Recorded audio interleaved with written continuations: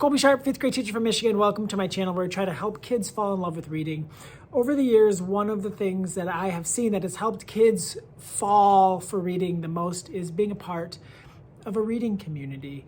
That is such a powerful tool and so vital in the reading journey for so many readers.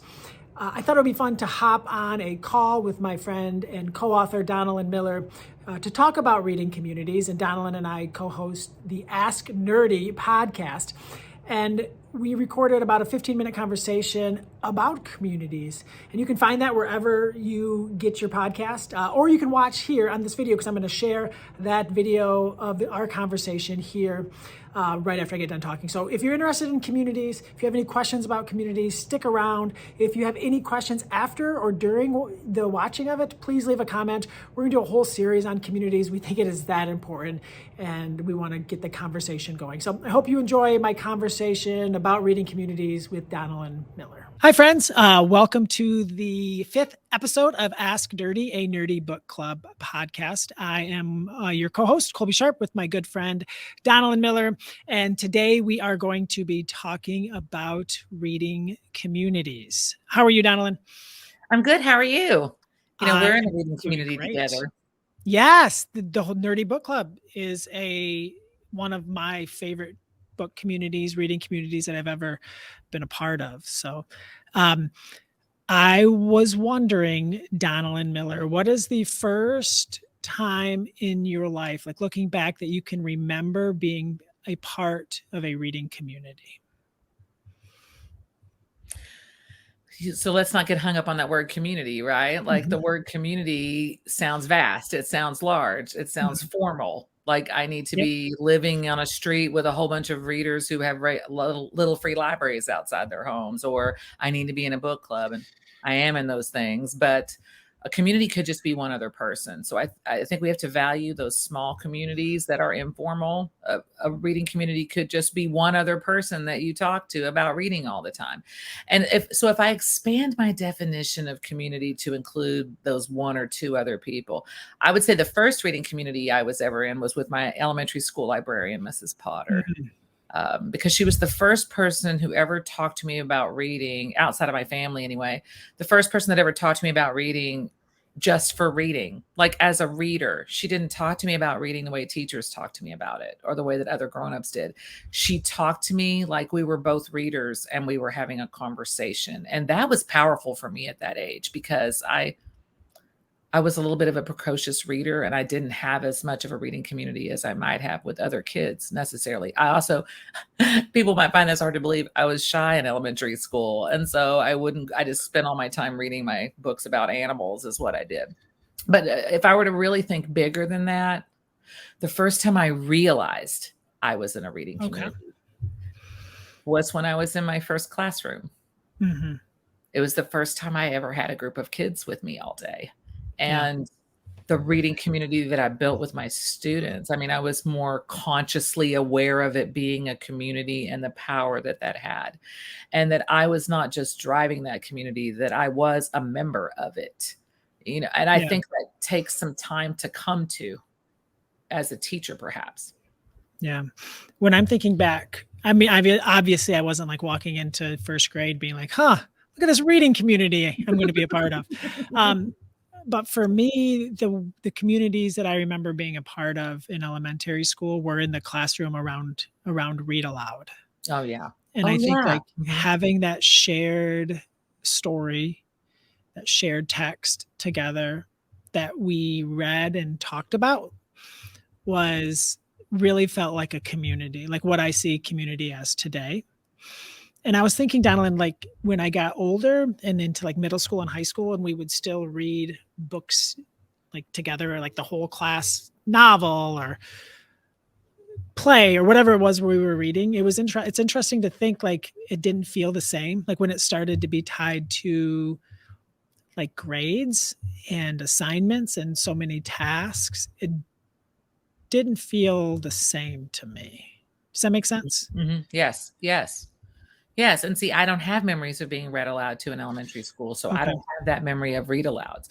But you and I have talked about read-alouds in the past as being there's so many reasons to read out loud to kids. We know Mhm. there's, benefits on their academic progress. We know it helps build vocabulary. We know all of these things, builds background knowledge.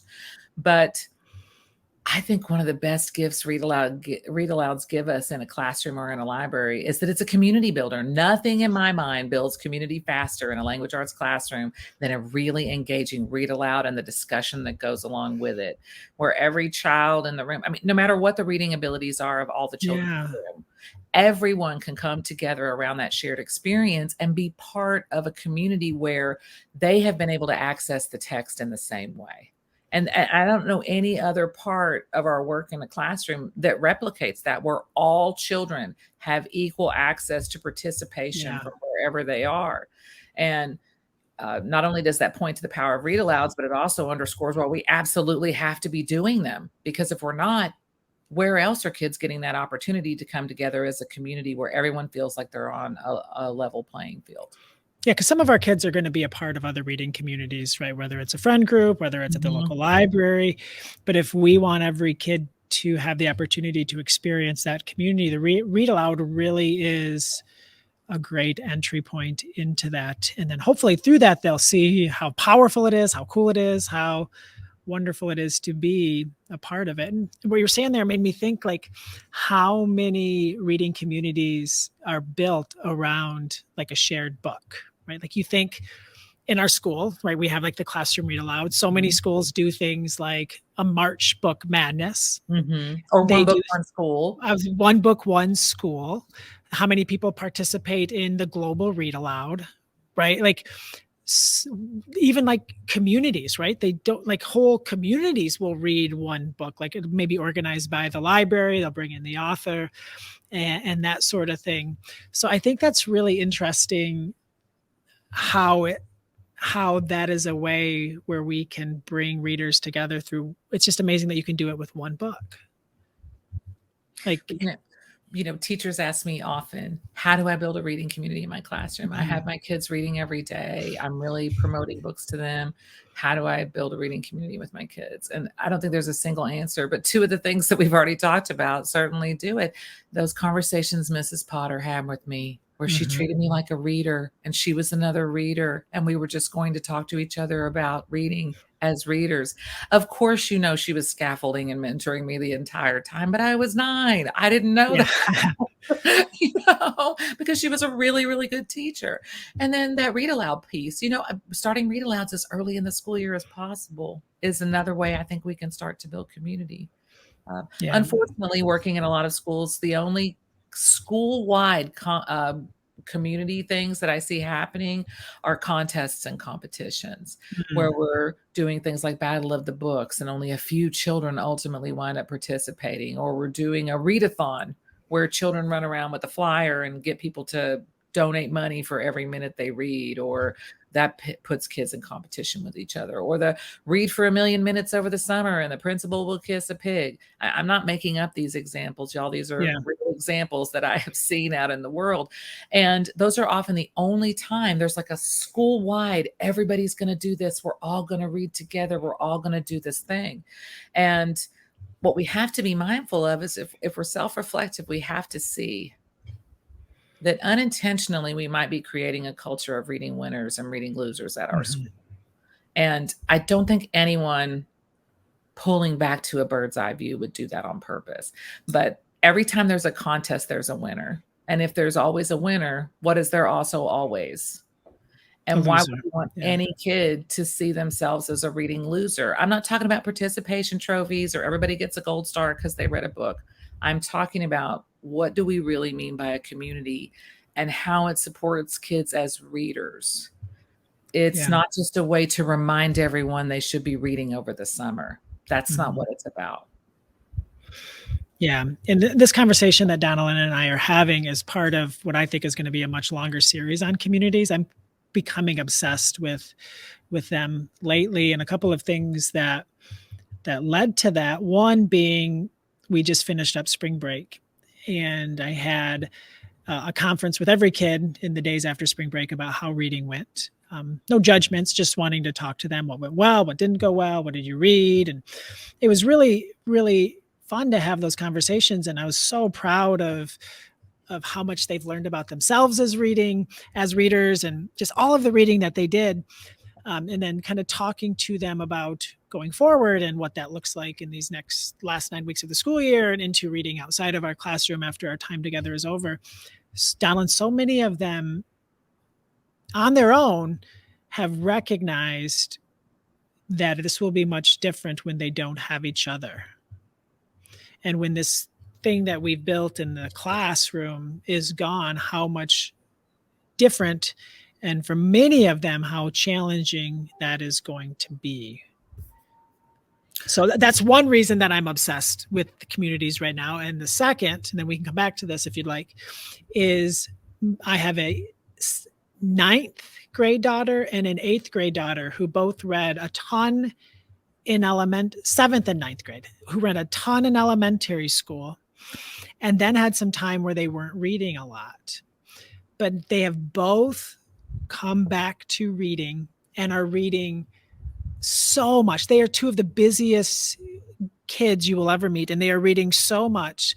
And I feel like such a big part is the communities that they have found outside of the classroom, within their schools, at lunch, with their friends. Like, they are passing books back and forth. They are introduced to new series. They're getting, it's just become, again, like this excitement that they had in elementary school. So I'm obsessed with finding ways to help the readers that I serve find these communities like my daughters have, keep these communities like we have in the classroom. So that's a lot that I just rambled on, Donalyn. I think you planned like 3 episodes about community. Yeah. Right? But okay, so let's talk about this a little bit. I mean, it goes into like, what does a reading community really offer readers? I think we could have a whole conversation on social reading and the fact that there are many readers, and I would consider myself to be one of them, who get more enjoyment out of their reading sometimes if they have other people to share it with. Yeah. There's an author, I can't remember who it is, online talking about a book where they're writing. You remember that copy of Brown Girl Dreaming that we all passed around, and all of us wrote you had written in the margins of the book, and I got it after you. And I remember going through that book, and those little breadcrumbs that you had left me gave me even more. Sometimes I would just go, what was he writing this down about? And trying to figure out what you were trying to tell me about that point. But other times it almost felt like I was reading it with you. And so even little things like that. But there are some kids, of course, who don't want that social reading experience. They don't necessarily feel like they need to have other readers to talk to, but they still benefit from the reading community anyway, because the reading community is a vibe too. It's not just not just a ritual or a routine. It's got a whole vibe to it. You can feel it in a classroom where the kids are supporting each other as readers in ways that the teacher is not. And it's about creating conditions where readers can flourish without feeling like we need to be driving the reading lives of every single child in the classroom, because one, it's not sustainable. It's not reasonable. And it's not a path to independence. It's a path to dependence. I mean, nothing feels better, I think, as a language arts teacher than recommending a book to a child and they take it from you and they go off and they have a fantastic reading experience. That is, to me, the magic. It's where you can feel that gift of reading being passed from your hands to another reader. I mean, that's one of the reasons we're all doing this, right? But what we have to recognize is that they're temporary. And I think that's what you're running up against with your students too. Some of what maybe your students are feeling is some sentimentality about leaving the school. They're leaving your elementary school forever. They're leaving your wonderful classroom. And they're also sentimental about each other. And one of the ways that they're looking at that ending is that reading community that you've built is also going to end. And they're now probably at this stage of the year recognizing that. So how can we teach kids how to seek out reading communities for themselves if we should not and cannot ensure that happens for them? Yeah. I think that's a big question. I think that's what will be some of the things we definitely need to explore, and bringing in other voices to help us with this Absolutely. conversation, because we talk a lot about book access, we talk a lot about giving kids time and choice, and all of those things are important. And when you add that community piece, it really just it's like an multiplying something by an exponent, right? Like to the third power, like it just explodes what you've already created. And I think it's one piece that's a lot of teachers do naturally and a lot of classrooms have naturally. But if we can find ways to help kids find it without us and keep it, I think it's a huge avenue to helping kids find that joy of reading outside of school. And we can talk about, where do families fit into all this too, because it is hubris, ego, to believe that the only reading community that matters is the reading community that we build at school. Yeah. It's not, and we need to value. I mean, what's there? I'm thinking a lot about what's happening with the book banning and everything that's happening all over the country, and what reading communities look like outside of school, and what people's perceptions of reading might be. And there's a whole lot of parents who are supporting the literacy development of their children who are not included in conversations about their children and reading. And we may not be as successful as engaging children with reading as we might hope to be if we disregard the influence and the very real role that families play in the conversation.